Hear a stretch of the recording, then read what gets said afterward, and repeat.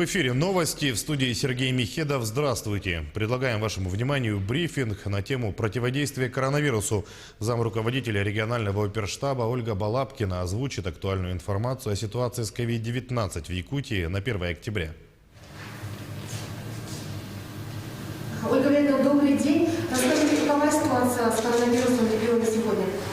Добрый день, уважаемые жители Республики Саха-Якутия. Ситуация с коронавирусной инфекцией на территории Республики Саха-Якутия на настоящий момент является напряженной. Главой Республики Саха-Якутия определен режим повышенной готовности на территории республики, который продлен по 30 октября указом главы республики, который он подписал вчера. Необходимо обратить внимание, что этим указом не введены никакие послабления относительно работы учреждений или открытия каких-то новых учреждений на территории республики. Открытие учреждений дополнительного образования и спортивной подготовки перенесено на 1 ноября.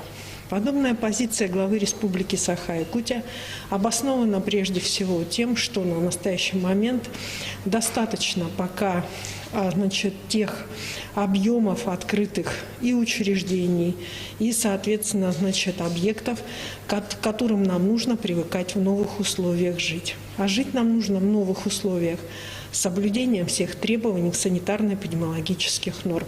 Во всех учреждениях должен соблюдаться режим термометрии, должна проводиться соответствующая санитарная обработка. Граждане должны продолжать носить маски и перчатки в местах общего пользования. Данные правила позволят нам всем вместе, во-первых, привыкнуть и к новым условиям, в которых необходимо жить, ну и, соответственно, не допускать дальнейшего распространения коронавирусной инфекции. По состоянию на сегодня, 1 октября, в городе Якутске зарегистрировано 48 новых случаев новой коронавирусной инфекции. Всего на территории республики случаев 87. При этом по 7 случаев зарегистрировано в Алданском, Мегино-Кангаласском районах, в Мирнинском Улусе 6 случаев, в Амгинском, Аймиконском по 4 случая, в Намском, Нерюнгринском, Сунтарском по 3 случая, в Усть-Алданском 2 случая. Учреждения здравоохранения и санитарные врачи Республики Саха-Якутия отрабатывают все контакты, изолируют их для того, чтобы не дать распространения инфекции. Необходимо обратить внимание, что вчера в социальных сетях, а также непосредственно и в целом появилась информация о том, что появились подтвержденные случаи в Мирбинском Улусе. На настоящий момент мы ждем официального подтверждения Роспотребнадзора по данной ситуации. Ситуация сегодня будет рассмотрена на оперативном штабе района Мирбинского Улуса. Она связана с тем, что в город Мирба приезжал целитель, который принимал большое количество граждан. К сожалению, в последующем он оказался больным. В связи с этим все контактные лица его были изолированы и, соответственно, у них взят анализ.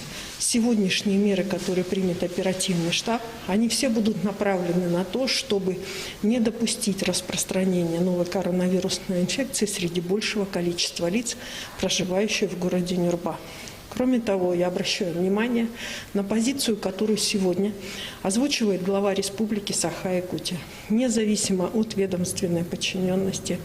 Соответственно, за нарушение указа главы Республики Саха-Якутия, связанного с проведением именно мероприятий праздничных, с проведением мероприятий с большим количеством граждан, будет усиливаться административная ответственность. Это касается в том числе и районов, в которых проводили и массовые мероприятия, праздники городов, сел, наслегов. Поэтому еще раз обращаю внимание, массовые мероприятия на территории республики не допускаются. Все учреждения культуры, которые работают на территории республики, должны работать с соблюдением требований санитарно-эпидемиологического благополучия. Соответственно, это расстояние между людьми, это маски и, соответственно, все правила как таковые. Что касается наших школ, решение по насчет каникулам, решение о режиме работы будет принято позднее, после уже согласованной со всеми районами, так как они являются учредителями позиций именно для того, чтобы в том числе и осуществлять образовательный процесс на территории нашей республики. Еще я хотела бы сегодня обратить внимание на необходимость, и повторить это, на необходимость соблюдения тех санитарных требований, которые определяет сегодня Управление Роспотребнадзора. Впереди нас ждет октябрь. Сегодня 1 октября. И как никогда именно сегодня мне хочется сказать: берегите, пожалуйста, свое старшее поколение. Потому что именно вы, граждане, которые убелены сединами, даете нам возможность жить дальше. И без вас нам будет очень тяжело. Поэтому, пожалуйста, соблюдайте режим вы, а дети, берегите своих родителей. Спасибо. Это был брифинг оперативного штаба о текущей эпидобстановке в регионе. А мы продолжаем нашу программу. Якутский робот-дезинфектор теперь работает в одной из школ республики. Сейчас модернизированное устройство тестируют на базе Саха-политехнического лицея. Все подробности у Петра Васильева.